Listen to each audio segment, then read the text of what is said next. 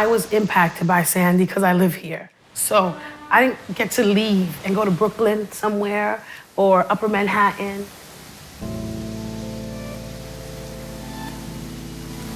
I would have never imagined after that day that the tide went out, that a year and then some later, I would still be looking at the damage. I thought it was over.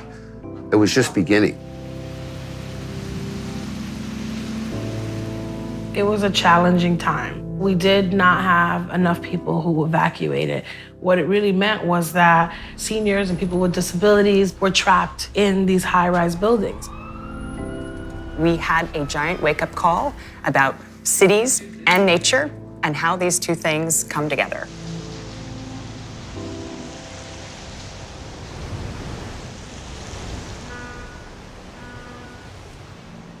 After disasters, the first thing we like to do is immediately respond. But building back what was there is a default perspective. Trying to force people to think in light of that future was a big task, but necessary. And Secretary Sean Donovan did believe there was no other way. Rebuild by Design is a design competition that comes out of a tradition in the design field where you create a competitive environment and you invite smart folks to put together new ideas.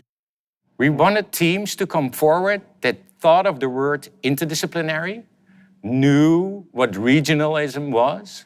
We needed different minds from all over the world to work with us and invest with us in a process to define the region's qualities, interdependencies, and vulnerabilities. Rebuilding by Design brought different disciplines together, from designers to environmentalists to economists. Applications kept pouring in with 10 teams selected out of 148. This was really about connecting the thinking of this region with the facts on the ground and the future perspective that was needed. I think the critical thing that we've learned from Sandy is doing nothing is not an option. We have to do something here. And the only way to do things is to rebuild them better than they were before. You need the big picture. You need a design process that's tightly coupled with scientific knowledge and modeling. But you also need to know, what are people thinking? How do they want to live? What is their relationship to the water? And then these two things have to come together. I think living close to the ocean is one of the greatest things in the world.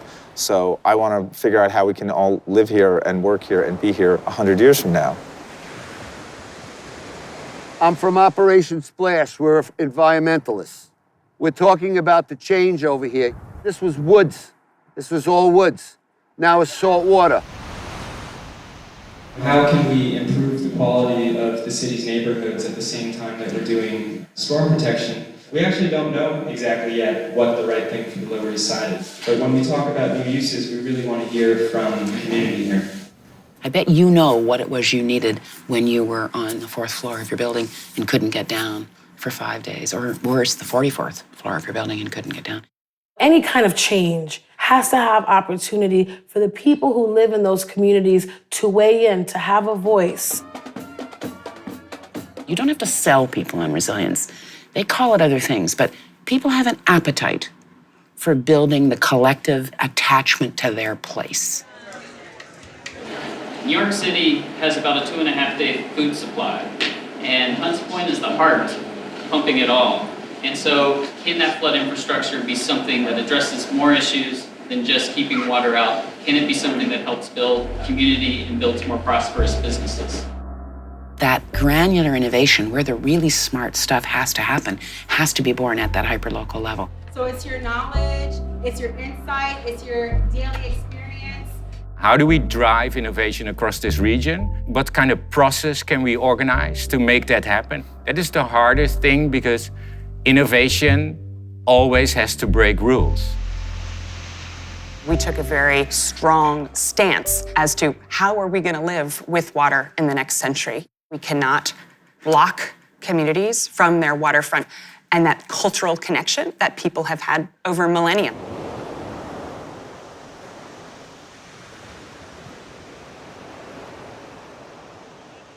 This region is very complex. We have 2 governors, there's lots of mayors, but Sandy did not make a difference between Democrats or Republicans, but also didn't make a difference between Hoboken or Manhattan. In cases like sea level rise, we all sit in the same boat and on the same coast. Rebuilding by design is an opportunity to embed some of this long-term planning into short and medium-term solutions. Not thinking about political boundaries, but really thinking about the region as a whole, as a system, and trying to come up with solutions that touch upon that system. There's a lot at stake here.